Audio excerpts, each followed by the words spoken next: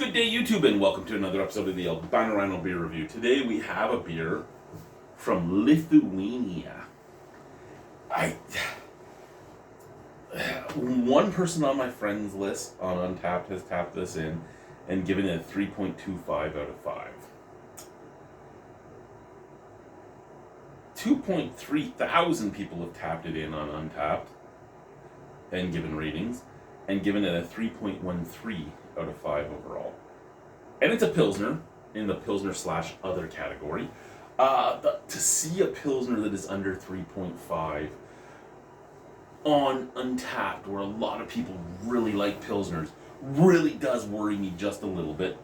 The person on my friends list that has tapped it in was Jedaminis, and he untapped it at home and gave it his 3.25 in July of 2024 and earned the 52nd level of the Riding Steady.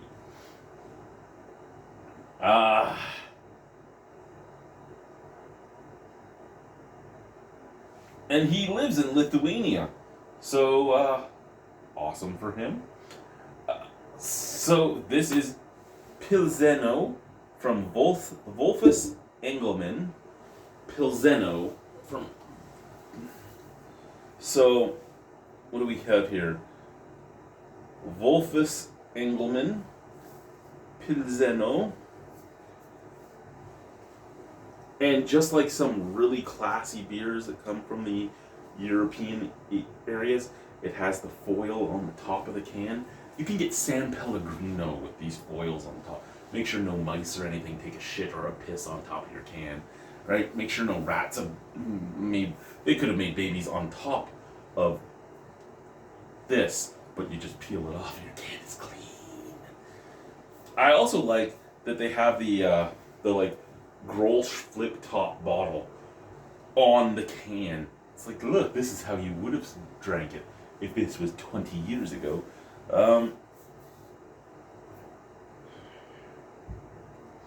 And being that this is European, that is not ball or crown. Where is that crown? Oh no. No, I don't know. I don't know whose insignia that is. That isn't a crown. It does look like a bee in a circle, but that's not how ball's thing is. Ball says ball. So I don't know who the cannery is because I'm not from Europe. And I've never really cared about the European. Anyway, this was imported by Ukrainian Drinks Limited in Edmonton, Alberta. Product of Lithuania. I know everything's really close in Europe, but I forget my... I know where Poland is, but I forget where Lithuania is in that would be, and it's only because the distributor isn't like European Drinks or anything. It's like Drinks of Poland, or what was it? Poland Drinks? No, sorry, Ukrainian Drinks. Why am I thinking Poland? Ukrainian Drinks Limited. And again, I know where Ukraine is, but I don't know where. I can't remember where Lithuania is. And yeah.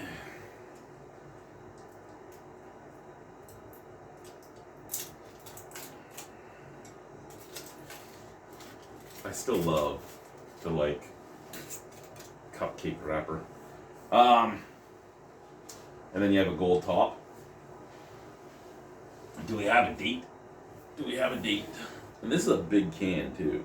And it's not really a big can, but it's a big can.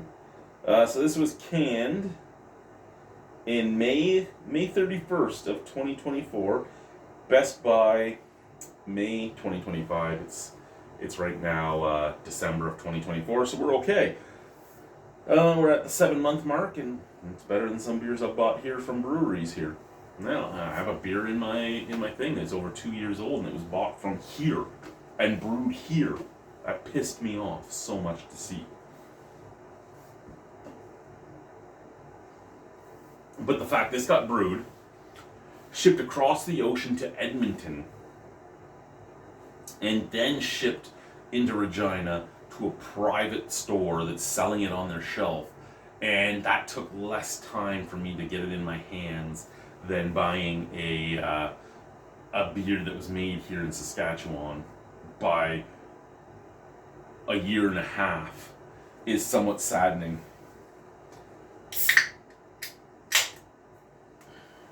What are we looking at? Are we looking at the regular 5? Sorry, I've talked so much. LT loose alk. 568 milliliters. Not even 500. We're at 568, boys and squirrels.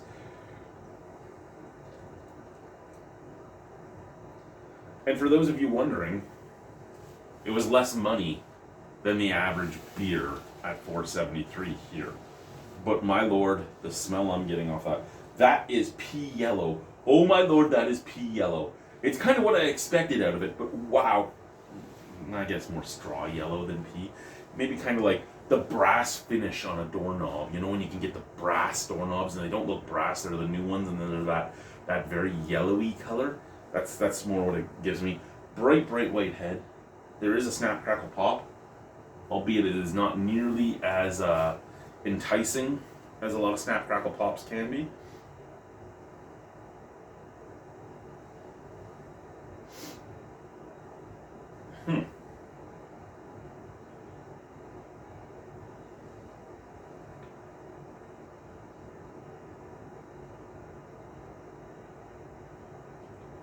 Not a bad looking beer though. I mean, other than the fact that head is very frothy and very creamy, it's kind of what you expect.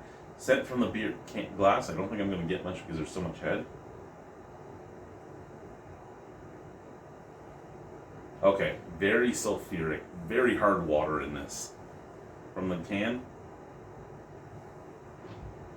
Yeah, you're not... If you're from Lithuania, this is not a dig at you. This is the water composition that this beer is made out of. This is the paradigms that water composition is giving me. And it's sulfuric and kind of smells like a dog fart. And it's like metallic and sulfuric. Now that doesn't necessarily mean it's bad. It's such a subtle beer. I mean, it's a Pilsner, right? There's such subtle flavors in it that the water composition is just coming through. I've had Canadian beers that have a smell similar to this, but this is akin, and again, metallic, sulfuric. It is akin to a lot of European lagers that we end up getting here from bigger guys. And I mean, I don't even, it says it's a macro brewery, but I don't know who owns Volfas Engelman. I don't know, like, when you hear macro, you really think of like your big players and that's it, but there is so many other players out there. It's not just Anheuser-Busch and Molson Coors and like Heineken / stuff like that. Like your Sleeman isn't the owner itself. That has a backing of last time I remember, I believe it was a Chinese brewery, but like they're or your Millers or stuff like that, right? Like there is other macro breweries. It's just you don't hear about them very often. It looks good. It does. It looks like it should. It's so clear in comparison to so many beers I've had. It's so clear. I've talked too much. Cheers. Let's go.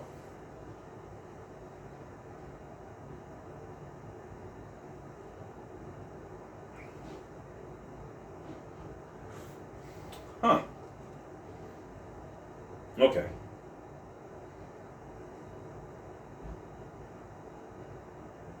So it had that like bark-esque smell.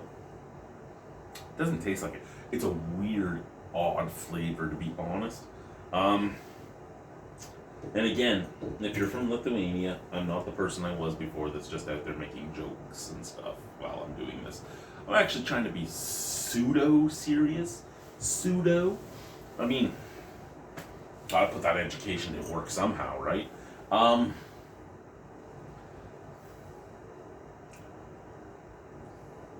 let's start with the back end because I like to start with the back end a lot of times. That's my wife.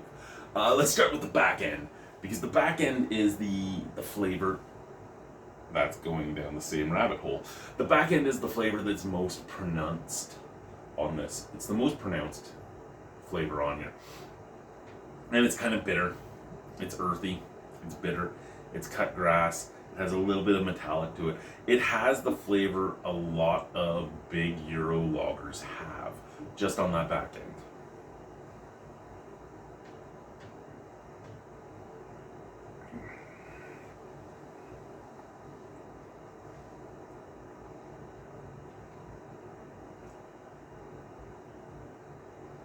Now,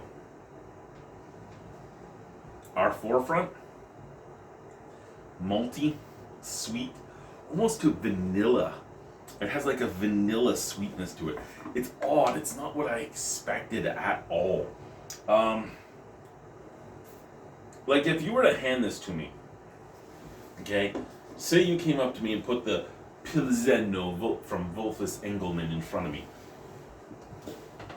And you put it on the table and you were like, Chad, what's that? And I pick it up and I look at it and I go, it's a beer. They go, well, what kind of beer? And I'd look at it and I'd see that frothy head. And I'd probably go, I don't know. Belgian double? Belgian triple? Belgian triple. Let's say a Belgian triple. Kind of like or just a Belgian ale of some type. Let's say like a Delirium Tremens or an Orval or a Duvel or something like that. Something in the, I know it's not those, but something in those lines because that is a creamy, creamy head. They'll be like, you're wrong. They'll be like, okay, what is it? They'll say it's a Pilsner. I'll go, it's clear enough. It's the right color, but really? And then I'll take it and I'll drink it. And if you just ask me on the back end, I'd be like, okay, that could be a European Pilsner or some type. But if you're asking me about the forefront, no, what the fuck are you smoking?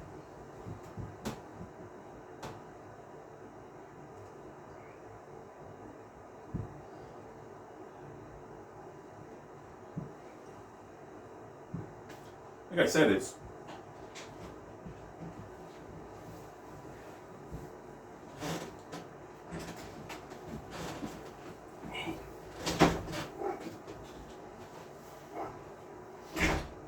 thick, it's creamy, it's sweet. It's not a bad beer, it's just not what I'd expect. What would I give it out of 10? Probably a 3.25 to be honest. It's 3.25, a 6.5, sorry. It's not something I would buy again, but the price is right, and if this is the type of beer you like, it's there. It's there. It's a sophisticated beer. It's just not a sophisticated beer I care for. That's okay. Bye, guys. Pilzeno from Volfas Engelman. That took way too long because I don't have somebody here keeping me on track.